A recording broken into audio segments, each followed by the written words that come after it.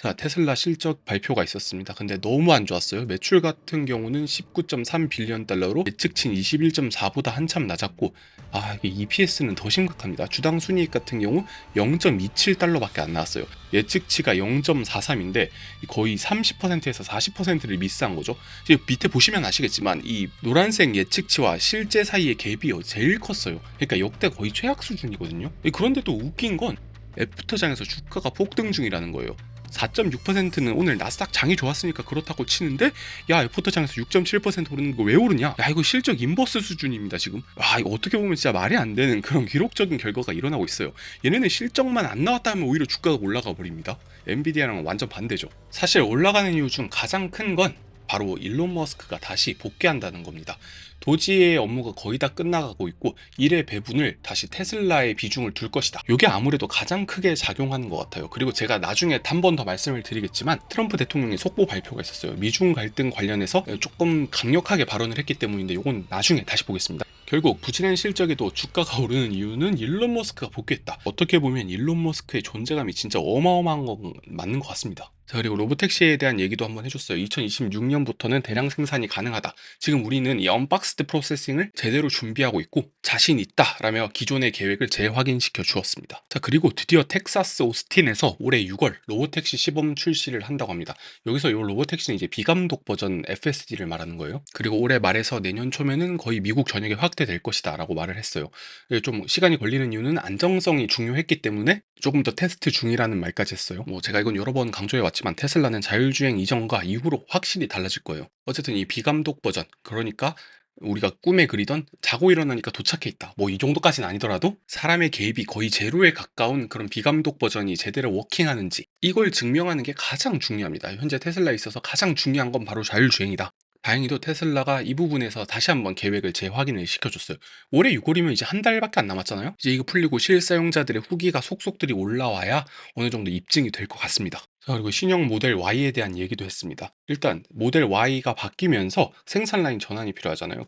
몇 주 동안 생산 손실이 발생했어요. 그런데 결국 성공적으로 마무리했고 정말 잘 나가고 있다. 특히 중국에서 정말 잘 팔리고 있다라는 말을 하고 있습니다. 실제로 이제 국내외 여론들을 살펴보면 이번에 바뀐 모델 신형 Y에 대해서 상당히 호평이 많더라고요. 요건 제가 따로 한번 정리해 보겠습니다. 자, 그럼에도 불구하고 관세랑 글로벌 공급망에 엄청난 불확실성이 있다. 이 부분에 대해서 단기 수요 역시 큰 영향을 받을 것이다 라고 어느 정도 인정을 하는 모습입니다. 이건 너무 당연한 얘기죠. 사실 일론 머스크 같은 경우는 관세에 대해서는 트럼프에 대해서 완전히 반대 의견을 폈었어요. 그러니까 관세가 낮아져야 된다라고 주장을 하고 있고, 그러면서도 이제 또 트럼프를 지지한다라고 하는 어떻게 보면 좀 이중적인 모습을 보여주고 있어요. 개인적으로 이번 실적은 상당히 아쉬웠습니다. 그럼에도 불구하고 일론 머스크의 이 입, 그리고 사람들의 기대감, 야, 역시 주식은 기대감이다. 실적보다는 기대감이라는 게 이번 발표를 통해서 조금 더 확실해진 것 같아요. 어쨌든 사람들이 기대하고 있는 바가 크고 아직까지 머스크는 시장에서의 어느 정도 신뢰를 받고 있는 게 아닐까라는 생각을 해봅니다. 자, 상호 관세 유예 90일 중 벌써 10일이 지나갔어요. 지금 80일밖에 안 남았단 말이에요. 그런데 사실 제대로 된 합의 소식 하나 들리지 않습니다. 이게 정말 어려운 이유가 있어요. 왜냐하면 평균적으로 미국이 무역협정 서명까지 하는데 대략 18개월 걸렸거든요. 그리고 실제 발효되기까지는 무려 45개월 걸립니다. 그러니까 4년 걸릴 일을 90일 만에 하려니까 당연히 안 되는 거예요. 이게 동네 슈퍼에서 과자 하나 사는 게 아니잖아요. 자동차, 농산물, 반도체, 품목 하나하나 따져야 되고 관세뿐만 아니라 보조금이나 지적 재산권이나 이 협상할 내용이 너무 많습니다. 그런데 수십 개의 나라랑 이걸 협상해야 되니까 정말 머리 아픈 일이에요. 그러니까 사실상 90일 내 협상을 하는 건 거의 불가능한 일이다라고 생각을 합니다. 이게 저의 생각이 아니라 애초에 스컷 베센트 재무장관 역시 이걸 이미 알고 있어요. 현실적으로 완전한 법적 문서가 만들어질 것이냐? 그럴 가능성은 작다라고 스스로 인정을 했습니다. 그런데 이게 또 무슨 말이냐면, 그러니까 90일에 대한 프레임워크가 사실상 길게는 1년, 2년까지 늘어날 수 있다. 어떻게 보면 그렇게까지 시간을 늘리게 되면 시장의 관세 문제에 대해서 상당히 둔감해질 수 있다는 거죠. 실제로 정책을 발효하진 않았으니까요.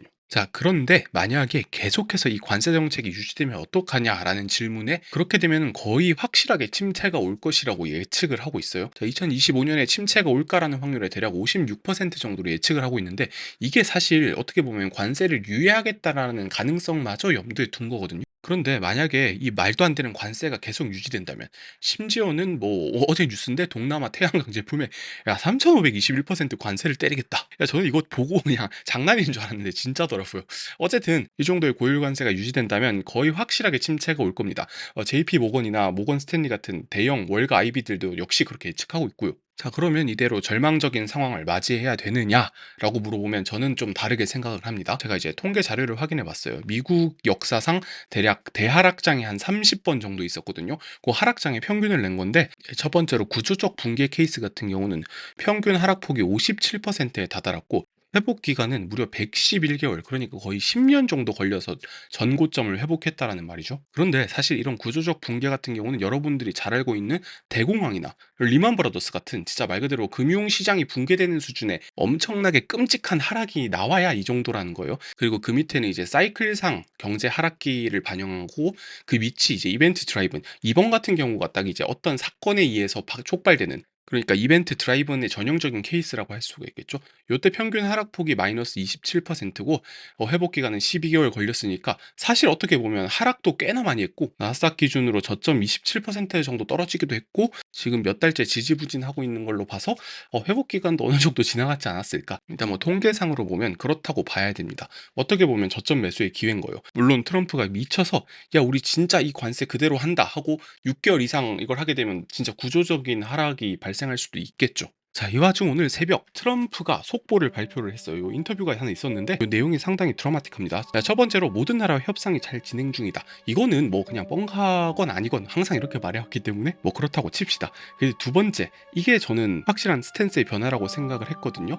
실제로 스캇 베센트 재무장관도 새벽에 비슷한 뉘앙스의 인터뷰를 했어요. 그러니까 여러분들이 걱정하는 거는 말도 안 된다. 145% 관세는 당연히 이거는 말이 안 되는 거고 유지가 될 리가 없다라는 걸 스스로도 인정을 했거든요. 그러면서도 한편으로는 야 우리는 그래도 0%까지 떨어뜨릴 일은 절대 없고 중국을 비롯한 다른 나라들은 우리나라랑 합의를 해야 된다. 합의를 못하겠으면 우리가 조건을 정해줄 것이다 라고 약간은 그 여지를 남겨뒀어요. 그리고 전날 S&P랑 나스닥이 폭락했던 이유는 파월을 자를 것이다. 그래서 이제 시장에 엄청난 불확실성으로 작용을 해서 전 세계 주가 지수가 그냥 나락을 갔는데, 요번에 무슨 말을 했냐면 야 파월을 해임할 생각은 없다. 사실 그걸 의도가 없다는 뜻이에요.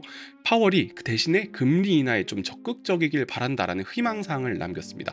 만약에 지금 요 트럼프가 말한 대로만 되면 너무나 좋은 시나리오인 거죠. 사실상 관세 문제가 해결되고 금리를 인하했다? 야 이거는 진짜 골디락스 그 자체입니다. 그게 아니더라도 이 둘 중 하나만 해결이 돼도 꽤나 많이 좋아질 것 같아요. 자, 제가 바빠서 영상을 많이 못 올렸는데 테슬라나 엔비디아 그리고 중요한 기술 뉴스들 앞으로 조금 더 많이 올릴 수 있도록 하겠습니다. 꼭 구독, 좋아요 눌러주시고 좋은 인사이트 받아가세요.